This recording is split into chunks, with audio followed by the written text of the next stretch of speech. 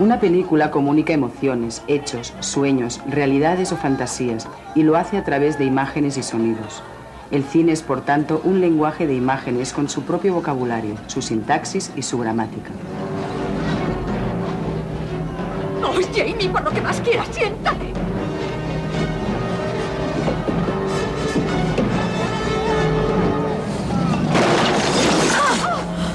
Jamie, baja del coche. ¡Deprisa! Hoy vamos a hablar precisamente de esto. Del idioma con que el director se comunica con el espectador. Vamos a hablar del lenguaje cinematográfico. La unidad básica de este lenguaje es el plano. Los primeros cineastas colocaban la cámara en un punto fijo, como si de un espectador de teatro se tratase, y filmaban, por tanto, la acción continuada, siempre desde el mismo ángulo y a la misma distancia. Pero pronto se dieron cuenta de que si acercaban la cámara podían mostrar mejor el gesto en el rostro de un actor o percibir un detalle. Si la alejaban, relacionar a los actores con el paisaje. Si cambiaban la angulación, conseguir composiciones más interesantes. Empezaron a filmar la escena en fragmentos para poder cambiar la posición de la cámara. A cada uno de estos fragmentos le llamaron plano. Podríamos decir, pues, que un plano es aquella parte de la escena que retratamos a una distancia y desde un ángulo determinado, desde que damos motor hasta que paramos la cámara. Los planos se clasifican atendiendo a varias pautas. En primer lugar, se diferencian unos de otros por su tamaño en relación al protagonista de la acción, en general a la figura humana. ¿Puedes ampliar un poquito, Harry? Un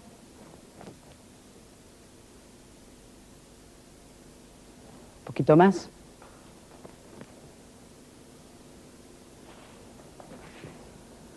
Ahí, muy bien. Gracias, Harry. Con el plano general podemos tomar la acción en su conjunto. Vemos la totalidad de los decorados y el movimiento de los actores. Normalmente no sirve con carácter descriptivo, pero también puede adquirir un profundo sentido dramático. El plano general hace del hombre una minúscula figura, marca su soledad o su inferioridad, pero también su valor al afrontar una gran empresa. El plano general, como dice cualquier manual, pues, se utiliza pues, para describir el ambiente de una situación y describir la situación de los personajes dentro de ese ambiente. Entonces, como todos los planos de una película, esa es la ortodoxia. O sea, entonces, cuando se utiliza al comienzo de una secuencia, pues se sabe cuál es el ambiente de esa situación y cómo están situados los personajes. Ahora, luego depende de una película, es un orden temporal de situaciones. Entonces, depende de cómo ese plano general esté puesto en el orden de la secuencia. Si va al principio, si va al medio, si va muchas veces repetido, si está poco repetido, si va al final y entonces adquiere una nueva forma, un nuevo sentido. O sea, quiere decir que es como una palabra dentro de la sintaxis general, que según cómo se utilice, está dentro de un estilo o de una forma de narrar. Harry, ¿me haces un plano medio, por favor? Gracias. El plano medio encuadra al actor desde la cintura hacia arriba. Este plano nos permite ver perfectamente la expresión del actor sin olvidar su situación, pues siempre veremos una parte importante de los decorados. El plano medio es aquel que más abajo del primer plano llega hasta la cintura. Puede ser plano medio corto que coge por el pecho y plano medio largo que llega propiamente dicho hasta la cintura. Es un plano eminentemente funcional para que la narración de la película vaya con una fluidez necesaria y sobre todo se utiliza para conversaciones, cogiendo a un personaje con el plano contra plano, es decir, jugando en esa conversación entre el plano medio de un personaje y el plano medio de quien le responde o quien lo escucha. I admit I was a little surprised when I came in, and I don't blame you. Here the whole Gestapo has been working for a long time, day and night, trying to find out every little thing about everybody. And I arrived, and in a few hours I find the most attractive lady in town. Oh, you didn't know Madame before? Oh, well, no, not exactly. But the explanation is very simple. Siguiendo con la figura humana, se baja hasta el plano 3/4, que es el plano que coge 3/4 de una persona, de una figura. Sería el plano que llegara hasta las rodillas.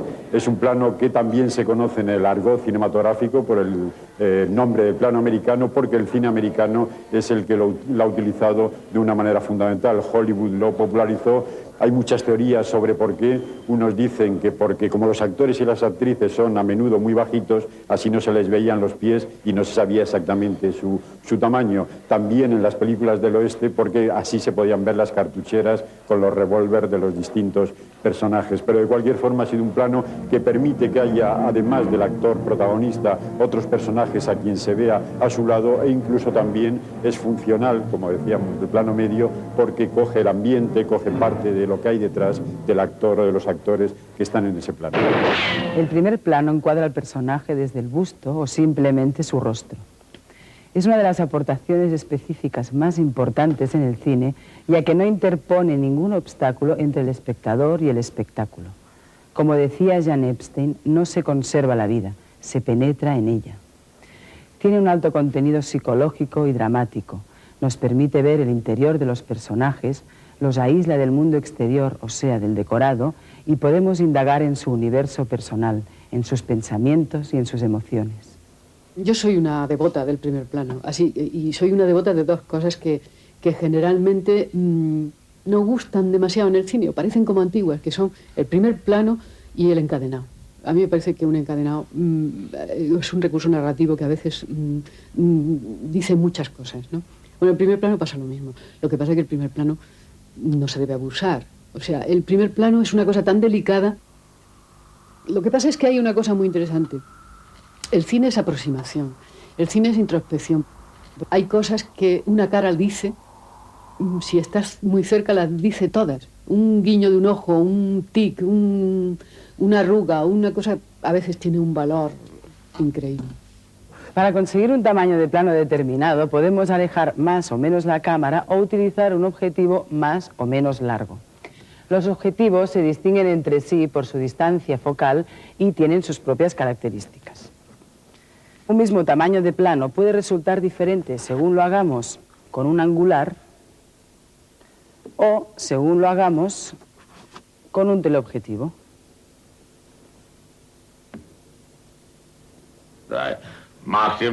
Un primer plano hecho con un objetivo angular agranda al personaje, lo separa de los fondos y lo sitúa respecto al decorado, puesto que todo queda perfectamente enfocado. Men take diseases of one another. Ned. Yes, my lord. Let men take heed of their company. El mismo plano realizado con un teleobjetivo aplasta al personaje contra el fondo, estiliza las líneas de su rostro, lo aísla respecto a los fondos y el decorado que quedan desenfocados. Sí, Hippo. Te perdono. No sabías lo que hacías. No lo sabías, hijo mío.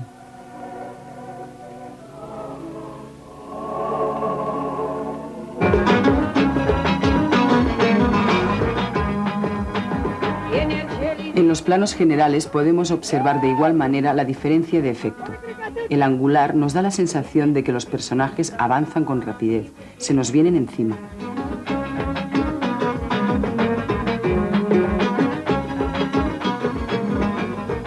Con el teleobjetivo, los personajes apenas parecen moverse. La utilización de uno u otro objetivo contribuirá, pues, a crear un efecto estético y expresivo distinto. ¡Acción!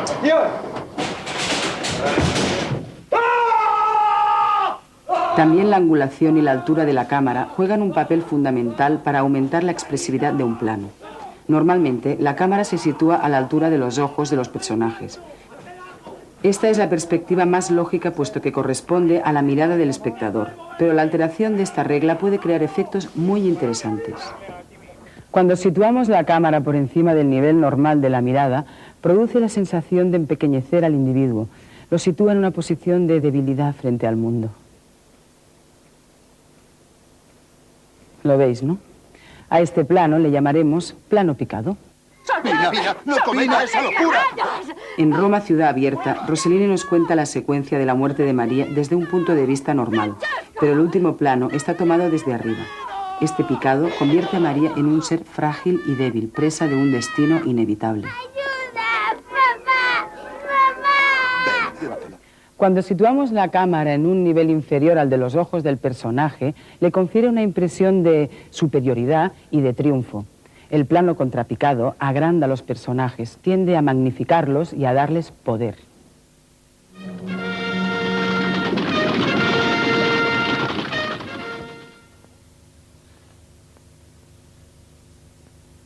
How ill white hairs become a fool and jester.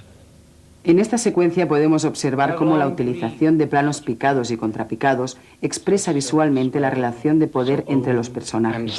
Falstaff, el antiguo preceptor, es ahora un súbdito más del nuevo rey.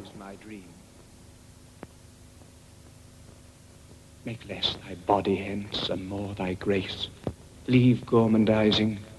Know the grave doth cape for thee thrice wider than for other men. Apply not to me with a fool-born jest. Presume not that I am the thing I was.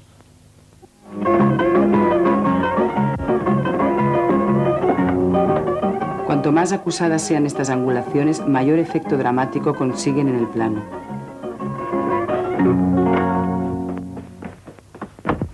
Otro efecto interesante surge cuando inclinamos la cámara a un lado o a otro con respecto al horizonte. Se produce entonces una sensación de inestabilidad, de desasosiego. En la película El tercer hombre de Carol Reed podemos observar esta angulación combinada con picados y contrapicados.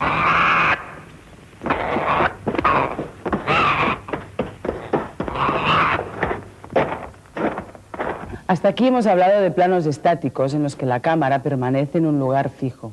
Pero desde el principio los cineastas han aspirado a conseguir mayor movilidad para la cámara, de manera que pudieran seguir a los personajes en sus desplazamientos o describir la relación de los distintos elementos de una escena. Si el cine es el arte del movimiento, conseguir mayor libertad para la cámara aumentaba sus posibilidades. Uno de los pioneros del cine, David Ward Griffith, colocó la cámara en un globo aerostático para, con su movimiento, resaltar la grandeza del decorado que reproducía la ciudad de Babilonia.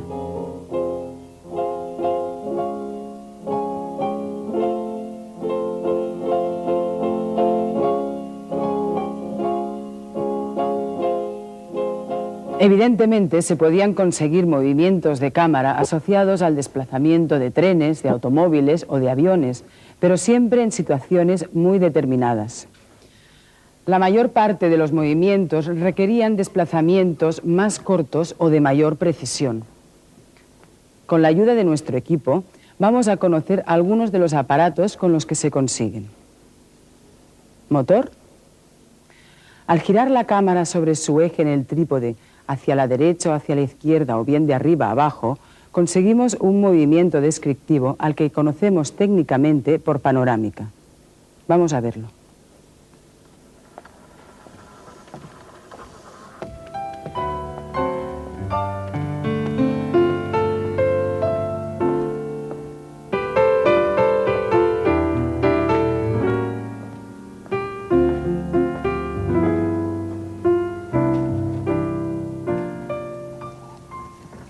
Cuando la propia cámara se desplaza hacia adelante o hacia atrás o bien lateralmente, lo llamaremos traveling. Para hacer que esos desplazamientos sean más suaves, se coloca la cámara encima de un carro que a su vez circula por unas vías rectas o curvas.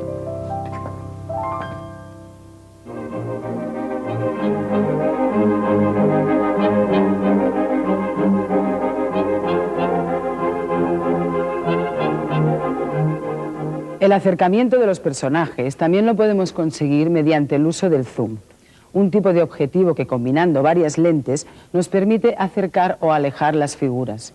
Al utilizarlo, los fondos se distorsionan creando un efecto muy poco natural.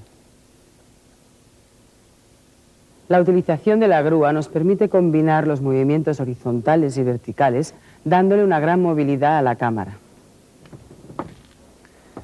Vamos a hacer una demostración. ¿Podemos apagar las luces? ¿Motor?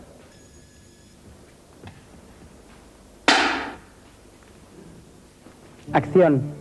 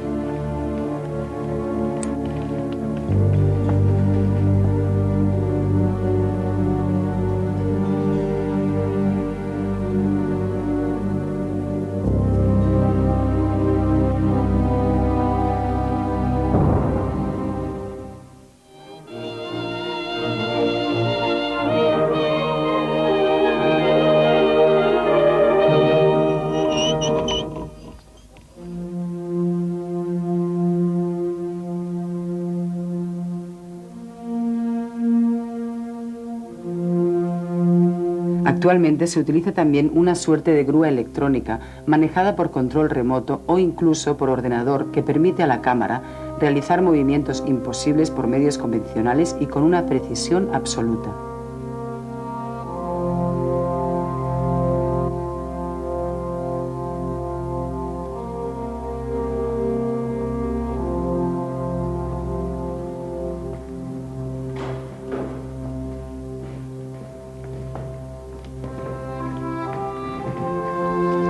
Gracias a la invención del Steadicam, la cámara puede moverse con total soltura y libertad, pudiendo seguir al personaje allá donde vaya, subir escaleras, bajarlas e incluso correr.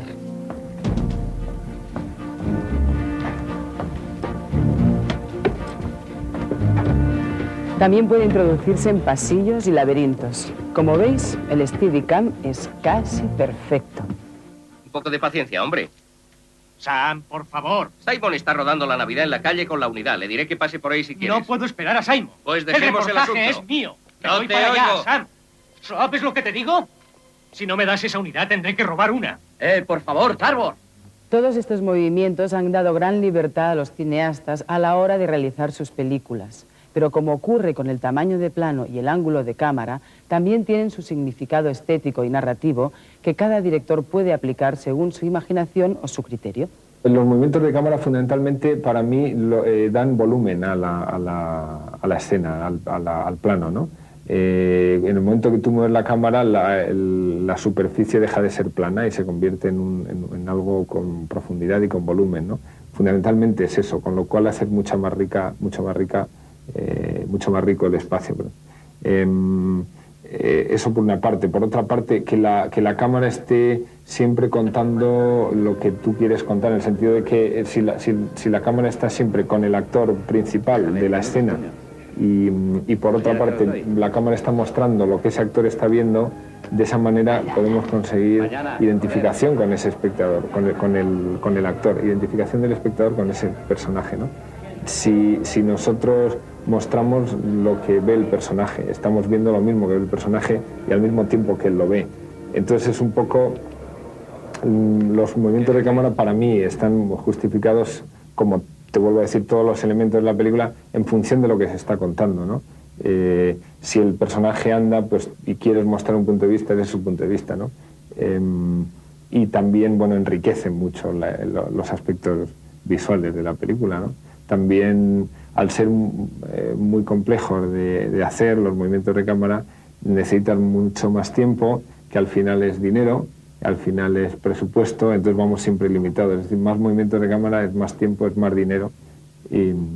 Pero ahora mismo, ¿no? En el año 95 son imprescindibles, ¿no? Los movimientos de cámara. Si montamos la cámara en una grúa con una pluma movible, la posibilidad de movimientos es total.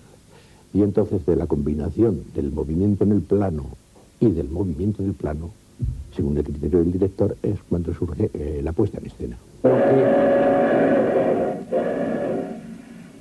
Mira, en este plano secuencia, al estar la cámara sobre la grúa, le dio una posibilidad mayor de movimiento, ¿ves? La cámara se desplaza cuando se desplazan los personajes. Aquí lleváis la merienda para el camino. Que los niños no beban agua en las estaciones. Y la posibilidad de encuadrar correctamente me la da la grúa. Si tienen sed, les dais algo de fruta. Ahora, ya se mueve la niña. La cámara, por el movimiento, al ver una necesidad dramática de cambiar el espacio, se cambia dando entrada con el movimiento del personaje de la niña al personaje del padre. Y ya seguimos el movimiento del padre. En cuanto a la acción, que el tren va a salir. Se para el movimiento.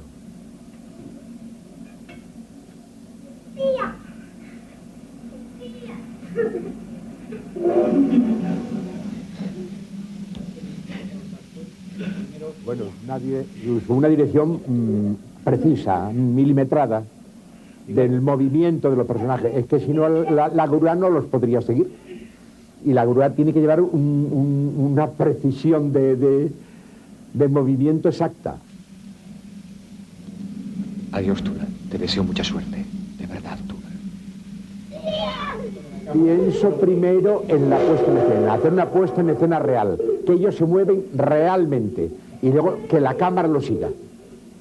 La cámara siempre está en función de la acción dramática. Tiene que estar en función de la acción dramática.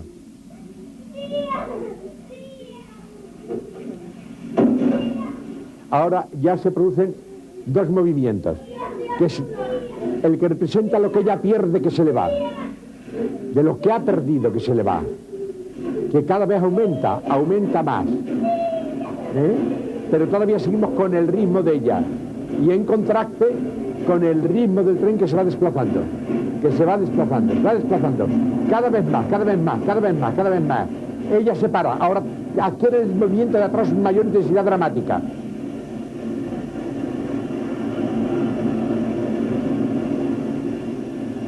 Y justamente con el último adiós, después del último adiós,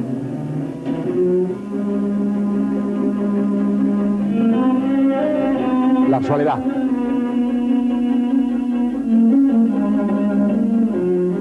Una vez que sabemos lo que técnicamente se puede hacer con una cámara, nos vamos a detener en lo más importante, en el contenido de los planos, es decir, en las imágenes.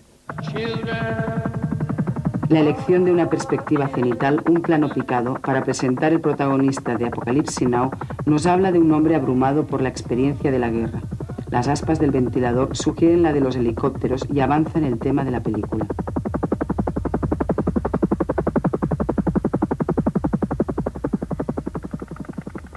Para ver a todo el que llegaba. Martin Scorsese utiliza en este plano dos movimientos combinados y opuestos, un traveling hacia atrás y un zoom hacia adelante. El encuadre de los actores no cambia, pero la perspectiva del fondo se altera notablemente, reforzando la idea de que el mundo está cambiando alrededor de los protagonistas. Saber si iba a traicionarle para salvar el pellejo. Creo que te he dicho cientos de veces que no digas nada por teléfono, ¿verdad? ¿Lo entiendes ahora? Cada plano de una película es una decisión muy importante. No debemos olvidar que un plano siempre cumple dos funciones. Por un lado, tiene un valor por sí mismo. En este caso, el plano del delator nos está transmitiendo una información. Pero en relación con los demás planos y en función de su continuidad narrativa, es cuando adquiere su significado total. De todo esto hablaremos en nuestro próximo encuentro, del montaje cinematográfico. El cine reproduce la realidad dándole un significado nuevo. No es novela interpretada ni teatro filmado. Es un lenguaje nuevo en el que la imagen en movimiento adquiere todo su valor estético y narrativo.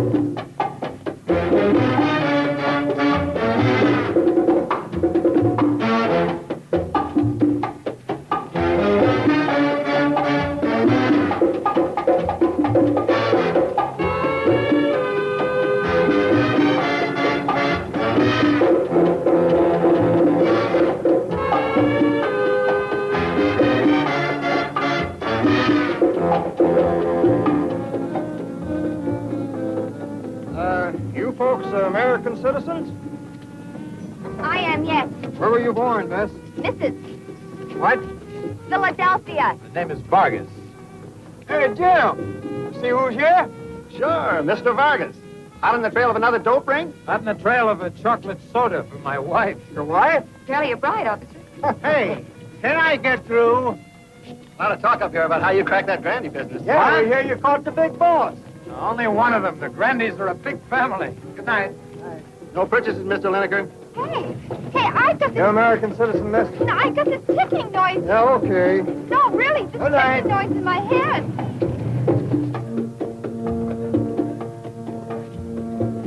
Mike, do you realize this is the very first time we've been together in my country?